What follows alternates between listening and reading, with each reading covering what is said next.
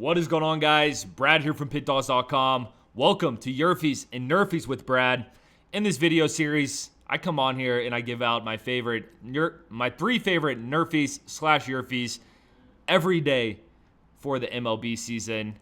So drop a like, man. If you like these videos, drop a like. It helps us out a lot. Helps out the algorithm. Get some more eyeballs on this video. Click that subscribe button if you haven't. No one drops more free pick videos than us at Pickdawgz. So yeah, man, it's been a fun first day of the MLB season. So far, I'm recording this Thursday around 7 p.m. Eastern time. We hit on our first two NRFIs. We had the Angels White Sox NRFI. We had the Royals Guardians NRFI. I actually sweated that live on Instagram Live, which was fun. Shout out everyone who joined in. That one was sketchy. I think there was one out, a guy on first and third in the top of the first in that one. We somehow pulled it out. Shout out Cole Reagans. And then we hit on our first leg of our NRFI parlay. What was that leg?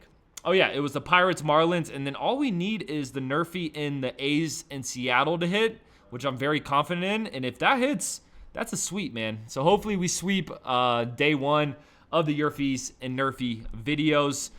And now we're going to game two, or day two. And, you know, as the season goes on, these NRFIs and NRFIs, they get a little interesting because we start to get, not aces on the mound, I should say. You know, today it was all the best pitchers each team has. Typically, they send out their best pitcher for opening day.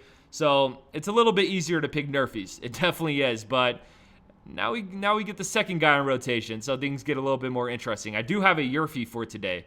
So let's get right into it, man. Let's get right into it.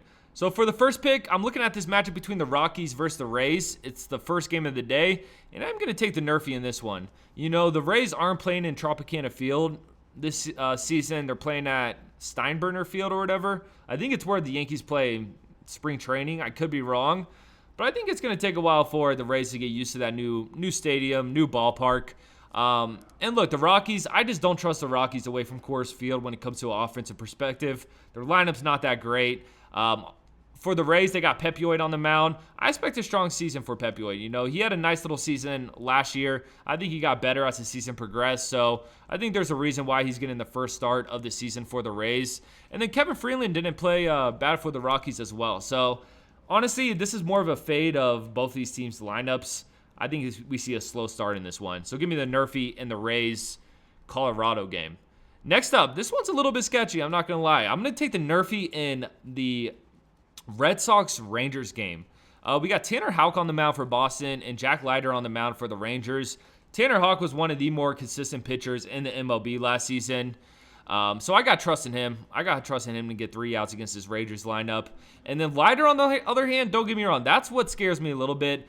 Jack Leiter did not have a great season last year. He hasn't looked great in spring training as well, but I'm going to put my faith in the young fellow here. You know, we saw a game one in this Boston Rangers series. It took a while for things to get going.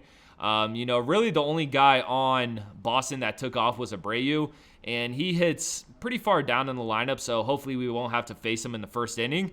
But that's all that really scares me. Other than that, the rest of the Red Sox roster or lineup didn't really look great to me in game one of this series. So give me the NRFI and the Rangers Boston game.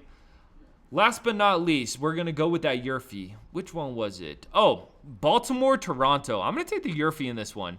We got Charlie Morton on the mound for Baltimore and Gausman on the mound for Toronto.